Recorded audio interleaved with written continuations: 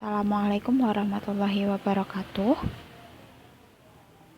Perkenalkan, kami dari kelompok 9 akan mempresentasikan tentang profesi, bimbingan, dan konseling. Anggota kelompok kami ada Novatia Triivanka, Ilyasa Maida Mayanti, saya sendiri, dan Sevia Hoirunisa. Apa itu bimbingan konseling?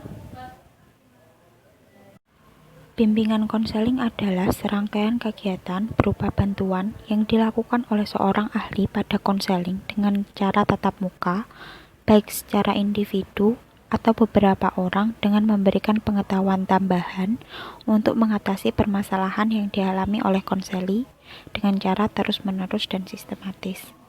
Artian bimbingan konseling menurut beberapa ahli adalah sebagai berikut. Yang pertama, menurut Prayitno dan Erman Amti, mereka merumuskan arti bimbingan adalah proses pemberian bantuan yang dilakukan oleh orang yang ahli kepada seseorang atau beberapa orang individu, baik anak-anak, remaja, maupun dewasa, agar orang yang dibimbing dapat mengembangkan kemampuan dirinya sendiri dan mandiri, dengan memanfaatkan kekuatan individu dan sarana yang ada, dan dapat dikembangkan berdasarkan norma-norma yang berlaku.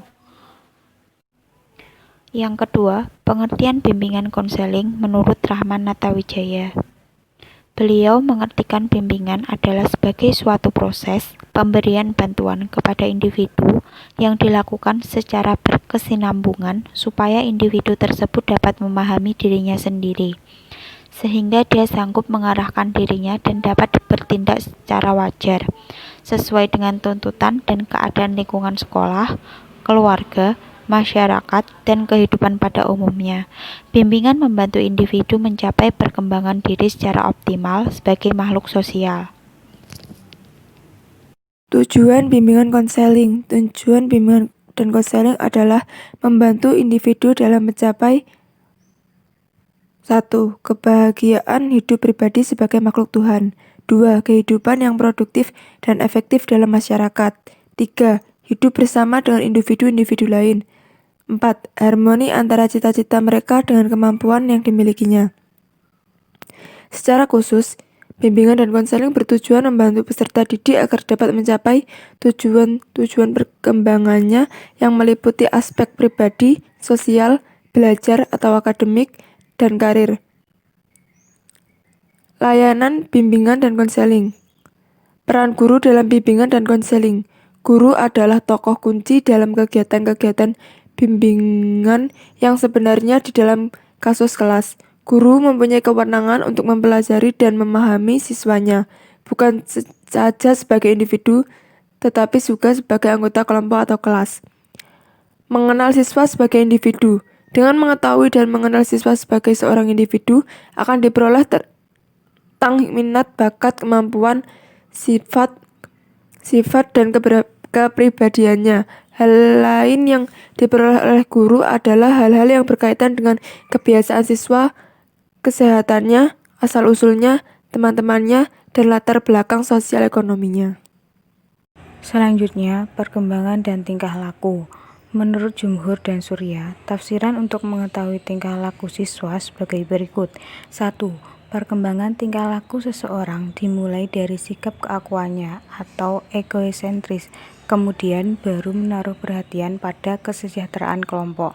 Misalnya, seorang bayi mula-mula memperhatikan makanan, kesenangan jasmani, kemudian cinta kasih kepada ibunya dan anggota keluarga lainnya. Tentu saja untuk mencapai tahap-tahap perkembangan tersebut memerlukan bimbingan yang sesuai bagi dirinya. Yang kedua, perasaan tak berdaya pada diri seorang anak selama masa kanak-kanak mengakibatkan timbulnya perasaan kurang harga diri. Perasaan interior menimbulkan sikap agresif, pura-pura bersikap superior, atau menunjukkan perasaan takut yang dibuat-buat. Ketidakseimbangan ini dapat dibatasi atau diarahkan ke jalan yang benar, sehingga ia dapat merasakan bahwa ia diakui memiliki harga diri di hadapan teman-temannya, gurunya, atau orang lain. Yang ketiga, setiap individu pada dasarnya membutuhkan rasa kasih sayang. Begitu juga dengan anak, membutuhkan rasa kasih sayang dari anggota keluarga. Apabila sayang itu tidak diperbolehkan, maka ia akan mencari kasih sayang itu pada orang lain. Yang keempat, tiap individu pasti mengalami pertentangan batin.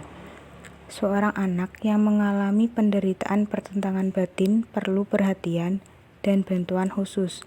Anak perlu mendapatkan bimbingan sehingga ia sadar bahwa dia memiliki sifat-sifat yang baik dan perlu diusahakan perubahan lingkungan untuk anak yang bersangkutan.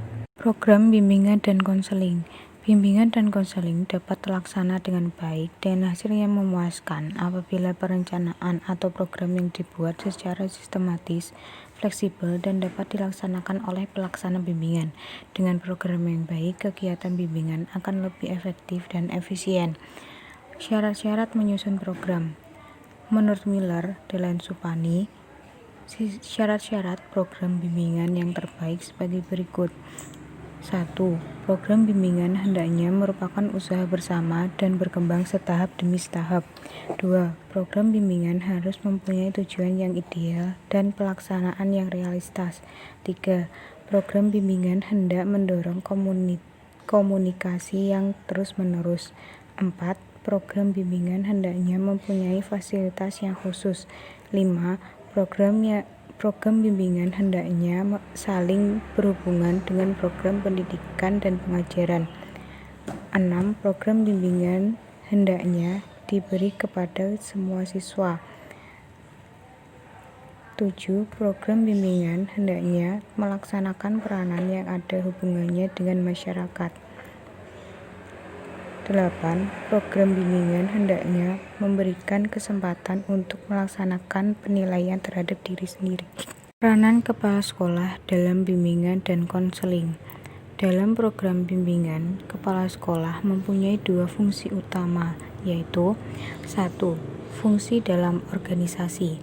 Kepala sekolah harus mengadakan pertemuan khusus kepada para guru dalam rangka pengintegrasian tugas-tugas guru dengan tugas-tugas bimbingan dan konseling.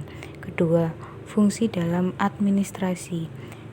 Kepala sekolah harus mempersiapkan segala fasilitas dan perlengkapan yang akan digunakan dalam kegiatan bimbingan, mulai dari mempersiapkan formulir-formulir catatan kumulatif atau daftar pribadi, menyediakan ruang, serta perlengkapan lainnya yang diperlukan.